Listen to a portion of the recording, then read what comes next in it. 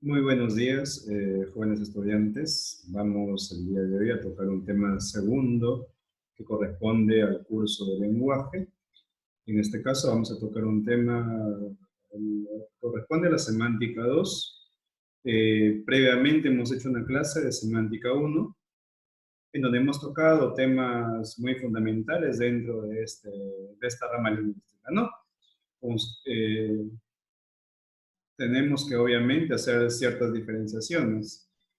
Dentro de la semántica encontramos diferentes diferenciaciones, pues, ¿no? Cabe recalcar que la semántica es una rama lingüística derivada de una unidad gramatical llamada el sema, que corresponde al significado de una palabra, ¿ya? Entonces, sabiendo también que hay 5 unidades gramaticales, hay 5 unidades lingüísticas que son muy fundamentales. En primer orden encontramos una unidad gramatical llamada el morfo, referente a la morfología, que es una rama lingüística, que estudia la estructura de las palabras. Después encontramos unidad lingüística, unidad gramatical llamada lexema. De ahí viene la lexicología, que refiere a la palabra en sí. Después encontramos en tercer orden lo que es el sema, que corresponde ya al significado de la palabra, y de allí una rama lingüística llamada semántica, que es la continuación del tema pasado. Después de ello viene el fono, que corresponde al sonido, de ahí salen dos ramas lingüísticas más, que es la fonética y la fonología. Después de ello otra rama lingüística y la última, que es la sintaxis, que corresponde en sí a la oración, ¿no? Entonces, para saber lo que es la semántica, nosotros tenemos que hacer ciertas diferenciaciones entre lo que es la lingüística, lo que es la lógica y lo que es lo cognitivo.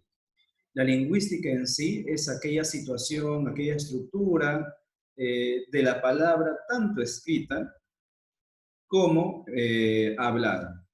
Es una situación previa y durante y después. Eso es la lingüística. Después vemos lo que es la lógica. La lógica es una situación o un afán más interpretativo, ¿no? Acá podemos apreciar que en segundo orden encontramos la lógica. Y en tercer orden encontramos lo que es la situación cognitiva. Cognitiva que se refiere a un hecho y una situación mental que nosotros vamos a tener referente a este hecho, ¿no? Dentro de la semántica encontramos una derivación muy importante que es la semiótica. La semiótica, que es la utilización de cada uno de los signos para nosotros poder comunicarnos de diferentes maneras, de cualquier tipo de manera. Puede ser una situación lingüística, una situación no lingüística, una situación verbal o no verbal, una situación humana, no humana, etcétera, etcétera, etcétera. Pero hay una situación acá dentro de la semiótica que comparten todititos estos elementos, que es la situación del significante y la situación del significado, que le encontramos de manera más inmersa dentro del código como elemento y dentro de la situación biplánica. Entonces, dentro de la situación biplánica encontramos que hay un significante y un significado. Una es la imagen mental y otra es la imagen acústica. Ahí está, ¿no? Y dentro del código como elemento encontramos, no sé si ustedes se acuerdan, pero en una de las clases hicimos dentro del código, identificamos un código llamado simbólico de símbolos y hemos de ahí trabajado un significante y un significado en donde el significante era la situación literal, como yo encuentro las cosas, ¿no? Esa descripción. Y el significado es aquella interpretación que yo hago dentro de esta situación. Entonces, eso corresponde o está relacionado, como lo acabamos de apreciar acá, dentro del código y dentro de la situación biplánica, ¿no? Son situaciones muy grandes en realidad. Para llegar al signo lingüístico, nosotros tenemos que tener muy en cuenta que la semántica en sí encontramos ahí la semiótica. Y la semiótica tú lo puedes conocer de repente en un examen de admisión, lo puedes encontrar con otro nombre, que es la semiología, ¿no? La semiología, o también llamada teoría de signos. Así lo puedes encontrar en un examen de admisión si no ves la palabra ahí acerca de la semiótica. Entonces, también esta semiótica está relacionada, al igual que la semántica, con un ente llamada la filología. La filología, que es una ciencia del estudio de cada una de las palabras o de los textos escritos. Eso se llama filología. Entonces, aquí hay una situación que debemos tener muy en cuenta. Al saber yo semántica, al saber el significado de una palabra, automáticamente yo eh, estoy relacionándolo con lo que es la filología. Y dentro de la filología encontramos ya lo que es, o relacionado a ello, encontramos lo que es la semiótica o la semiología. Entonces, esas cadenas siempre van a estar allí, o las teorías de signos y cosas que no se nos deben olvidar, ¿no? En este caso, vamos a continuar con el signo lingüístico. El signo lingüístico que tiene una situación muy extensa, y en este caso vamos a empezar desde las caras del signo lingüístico. La primera cara del signo lingüístico es llamada el representamen, como lo pueden observar aquí en las diapositivas, pues, ¿no? El representamen que nos describe, que se llama a lo que se encuentra en el lugar de objeto, es decir, lo que se haya representado en una cosa. Lo que se haya representado en una cosa. Un ejemplo de representamen, por ejemplo, puede ser una palabra que está representado ahí en una cosa, en una situación física, o también un dibujo que está representado allí, dentro de algo físico, dentro de un canal. Entonces, esa situación física. Eso de allí se llama representame. ¿Ves una palabra ahí en la pizarra? Representame. ¿Ves un dibujo ahí? Representame. Entonces ya sabes que es una cara del signo lingüístico. Después de ahí encontramos el interpretante. Dentro del interpretante, obviamente acá nosotros tenemos que hacer un afán de deducción, ¿no? Entonces, el afán de deducción es una situación muy extensa, muy grande.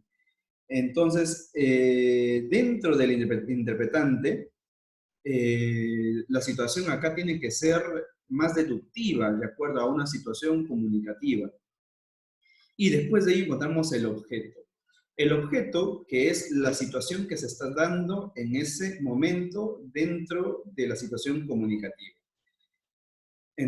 Después de ello, los signos lingüísticos, pues obviamente tienen cada uno algunas características que podemos observar: la mutabilidad e inmutabilidad, la arbitrariedad y la linealidad. Entonces, la mutabilidad, todas estas características del signo lingüístico lo referimos por un autor llamado Saussure. Entonces, él nos deriva varias características del signo lingüístico. Entonces, dentro de la mutabilidad y la inmutabilidad, ¿qué es la mutabilidad y la inmutabilidad? Es cuando una palabra, a lo largo del tiempo, va a cambiar su estructura, toda la estructura de la palabra. Va a cambiar las letras que voy a utilizar. A eso nos referimos obviamente con la estructura. Por ejemplo, en los años 1600, pongámosles, se decía amigo, ¿no? Y actualmente, después de varios años, esa palabra fue evolucionando y ahora se dice amigo. Entonces, así encontramos varias situaciones, como por ejemplo también la evolución dentro de Latinoamérica. Aquí vemos acerca de situaciones griegas, derivados griegos, ¿no? Derivados de latín. Por ejemplo, argentos, que está dentro de la tabla periódica, que se refiere a argento, que es un material, es algo que está dentro de la plata, ¿no? Entonces, en la tabla periódica nos deriva argentos, y si ustedes se dan cuenta, tiene relación con el país, que es Argentina. ¿Pero por qué? Justamente por el Mar de la Plata, ¿no? Entonces, va evolucionando, y como argento una sustancia que está dentro de la plata, pues con el pasar del tiempo fue evolucionando y ahora se llama Argentina. Esto es la mutabilidad e inmutabilidad, ¿ya? Después de ello encontramos lo que es la arbitrariedad. La arbitrariedad es la relación que hay entre el significado y el significante.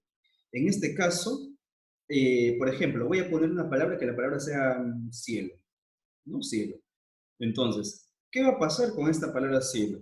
Cada uno lo va a interpretar de manera diferente. Eso se llama arbitrariedad. La arbitrariedad tiene que estar en relación con el significante y significado. Es decir, si el significante quiere que la palabra cielo sea un nombre, el significado tiene que ser así. ¿Entiendes? Si el significante quiere que la palabra cielo se refiera a lo que está sobre nosotros en la capa de ozono, obviamente el significante tiene que trabajarlo de esa manera. De eso hablamos cuando corresponde a lo que es arbitrariedad. Después de eso, vamos a lo que es la linealidad. En este caso, la linealidad se da obviamente en una sola línea, ¿ya? Ahí encontramos una situación más relacionada a lo que es la fonética. Y cuando hablamos de la fonética, hablamos o de la fonología también, son dos ramas lingüísticas, estamos hablando de fonemas. Entonces, por ejemplo, cielo, la misma palabra cielo, cielo. Tenemos la C, la I, la E, la L y la O, cielo. No es lo mismo decir cielo que decir la O, la C, la I, la E y la L. Entonces, van a ser situaciones diferentes, no va a decir lo mismo, porque no tiene una linealidad. La linealidad hace que las palabras se respeten de manera fonológica, fonética, que cada una de las letras estén en su mismo orden. De eso hablamos cuando hablamos de linealidad, ¿no? Después de ello, encontramos dentro del signo lingüístico, que tiene caras el signo lingüístico. En este caso, las caras del signo lingüístico lo podemos dividir en tres. Ojo, ya hemos tocado características, ¿no? Del signo lingüístico. Ahora vamos a tocar las caras del signo lingüístico, que se dividen también en tres en este caso, que es acerca de los índices. Los índices, ese signo que tiene una relación lógica o causal. Es decir, por ejemplo, tú vas vas caminando por la calle y miras al piso y ves que en el piso pues hay una huellita de un perrito. Entonces, tú la puedes distinguir. Mediante esa representación, la representación de la huella, tú sabes que corresponde a un perro. De repente ves una huella más chiquitita, a un gato. Entonces, esa situación representativa se refiere a una cara del signo lingüístico llamada los índices, ¿no? Te da una representación y tú tienes que hacer la deducción lógica. Eso se llama índices, ¿no? Después hablamos de iconos. Al hablar de iconos, estamos hablando de unas situaciones en realidad muy extensas también. Pero un ejemplo muy fácil para trabajar dentro de los iconos, vamos a poner una figura literaria llamada, que todos conocemos, que es la onomatopeya. Ahí está, la onomatopeya. ¿Por qué la onomatopeya? Porque la onomatopeya imita el sonido de un animal, pongámosle, y lo escribe de tal manera. Eso es un icono. Es la onomatopeya, un ejemplo muy claro. Y por último, nos vamos a la situación de los símbolos. Los símbolos que corresponden a que yo voy a ver, obvio, como el mismo nombre lo dice, lo relacionado a un símbolo y me va a generar a mí una imagen representativa. A eso se refiere con símbolos. Ejemplos claros. Pueden ser los emblemas religiosos, pueden ser también las banderas, pueden ser también los escudos de armas, que son situaciones de símbolos que nosotros al verlos nos va a generar una situación representativa, ¿no? Y ello corresponde a las caras del signo lingüístico, ¿no? En cada una de las diapositivas se les ha puesto un autor muy importante dentro del signo lingüístico que obviamente tenemos que siempre recordar. Muy bien, jóvenes, entonces eso sería el segundo tema acerca de la semántica y pues recordándoles que tienen un trabajo para el cuaderno. Si el trabajo es muy extenso, les voy a poner obviamente facilidades. He identificado ciertos problemas que mediante la clase he ido explicando y que ustedes lo van a poder resolver de una manera muy fácil. Muy bien, jóvenes, esto sería todo. Cuídense mucho y Ya nos estaremos viendo en otra clase. Gracias.